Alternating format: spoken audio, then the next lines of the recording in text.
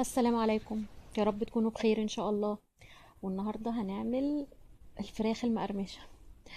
خلينا متفقين ان مش شرط ان احنا نجيب نفس الطعم، ومش هنعرف نجيب نفس الطعم ونفس النكهه بتاع بره، بس ممكن نجيب احلى منها، ممكن نجيب قريب منها.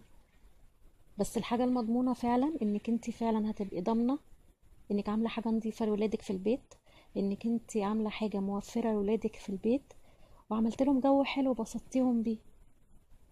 تمام. هنمشي بالخطوات دي، وان شاء الله هتاكلي احلى فراخ مقرمشه من ايديكي وولادك يفرحوا بيها. اول حاجه انا قررت اعملها بدبابيس، لان اكتر قطعه بنحبها في الفراخ الدبابيس والاجنحه. فانا جبت اجنحه ودبابيس وهعملهم بيها. مفيش بقى فراخ مقرمشه بتتسلق. امشي بالخطوات دي وهتبقى الفراخ اضمن لك ان هي تبقى مستويه من جوه. هنجيب الفراخ من بالليل، هننقعها في ميه.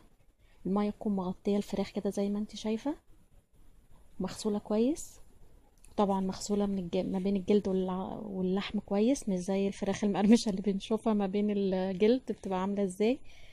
تمام. هنحط انا عاملة في حوالي يعني بتاع حوالي فرختين. لكل فرخة هتحطي عليها معلقتين كبار ملح ومعلقة كبيرة سكر. تمام. لازم المية تكون مغطية الفراخ كويس. تمام. وهنحط ورق لوري، وهنحط عودين قرفة خشب. الكلام ده يا جماعة من بالليل، مهم جدا جدا عشان الفراخ تضمني فعلا ان هي هتبقى مستوية من جوه. الخطوة دي مهمة لكده. هندخلها بقى التلاجة وهنسيبها مبيتة كده من بالليل. تاني يوم بقى الصبح نزلي ولادك المدرسة او اصحي بدري. بصي بقى المنظر. بصي، بصي المية لونها بقى عامل ازاي. كل الزفارة، كل الدم الزيادة، كل حاجة وحشة في الفراخ نزلت في المية دي. بصي بقى المنظر عامل ازاي. هنمسك بقى الفراخ نغسلها كويس جدا ونشطفها كويس جدا، ونعمل بقى تتبيلة خفيفة كده حلوة عشان تدي طعم حلو للفراخ. هنحط بصل وفلفل رومي، وهنضربه في الكب او الخلاط يفضل عشان يبقى ناعم قوي، مع شوية خل وملح. تمام. نفضي بقى الكلام ده كله في بولة كبيرة، ونحط فلفل اسود، ونحط زعتر، ونحط بهارات فراخ وبابريكا وهوت صوص. يعني الهوت صوص بقى يعني ده براحتك، يعني لو انت عايزه الولاد طبعا ممكن ما تحطيهوش. وانا طبعا عشان احنا بنحب الشطه فحطيت هريسه كمان حمرا. هتمسكي بقى الفراخ كلها بتاعتك تنغزيها كده. لو انت عامله فرخه كامله تقطعيها على 8 قطع.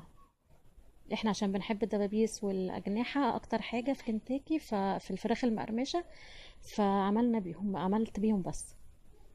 وتقلبي ده كله كويس في التتبيله. احنا دلوقتي منقعينها من بالليل، هنسيبها بقى في التتبيله دي، بس انت عاملاها من الصبح بدري او شوفي الوقت اللي يناسبك، حوالي 4 5 ساعات. سيبيها بقى في التتبيله دي شويه. تمام. وتأكدي كده ان التتبيله مغلفه كل الفراخ. نجيب بقى نحضر ال... ال... الخلطه بتاعه التغليف من بره. هنحط نص كيلو دقيق، عليه كيس بيكنج باودر، عليه كيس نشا من ده، او الكيس ده بيعمل 4 معالق كبار نشا لو انت عندك نشا سايب. بابريكا، وتوم باودر، وبصل باودر، وزعتر، ومعلقتين كبار من بهارات الكفتة اللي بتبقى في الكيس. بتدي نكهة تحفة، ما تستغربيش، بس بتدي نكهة حلوة قوي. انا البصل والثوم ببص في اكياس ازاي، لاني بقى ايه باخد منهم واحطهم في الفريزر تاني. عشان دايما الناس بتشتكي انها بتتكتل. انك تسيبيهم في الفريزر مش هيجرى لهم اي حاجة، عشان كده هم في اكياس مش في برطمانات. تمام. ظبطنا بقى التغليفة بتاعتنا، وهنيجي بقى وقت الايه القلي. هتعملي الكمية بتاعتك كلها في الدقيق وفي الخلطة اللي احنا عملناها. كل الكمية اللي عندك اللي انت هتقليها، غلفيها كويس واضمني ان كل حتة فيها متغلفة.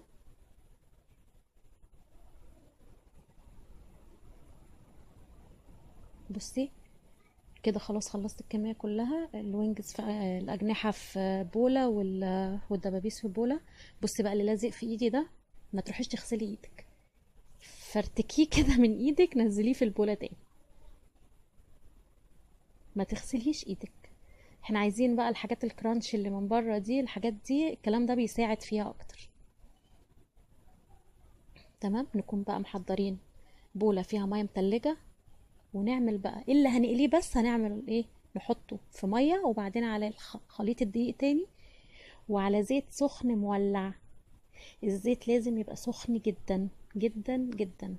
لو انت ما حطيتوش في زيت سخن كويس، هتلاقي التغليفة دي خرجت فكت عن الفراخ بتاعتك.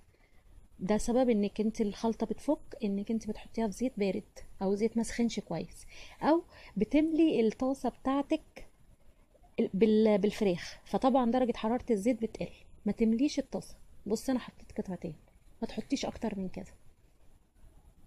بصي كده بدأت اهي.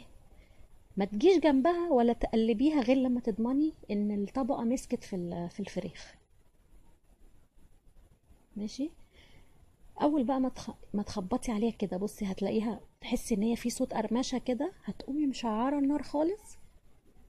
هنا توطي النار، تشعري النار خالص، وتغطيها نص تغطيه، وتسيبيها حوالي ربع ساعه مع التقليب. وبعدين علي النار بعد الربع ساعه دي، وسيبيها شويه بقى لغايه ما تاخد اللون الحلو بتاعها. بس طلعيها على مصفى عشان تفضل مقرمشه، وعشان تضمني ان هي مقرمشه. ما تطلعهاش على مناديل. مفيش احسن من كده ولا اسهل من كده ولا انضف من كده. ولادك اتبسطوا وحسوا بجو حلو جدا، ومش محرومين من حاجة، وبأقل التكاليف. شوفي الكمية دي كلها عملت لك قد ايه. شوفي كنت هتدفعي فيها كام بره. لو الوصفة عجبتك، شير كتير وسبسكرايب للقناة، وبألف هنا وشفا عليكي وعلى ولادك. والسلام عليكم ورحمة الله وبركاته.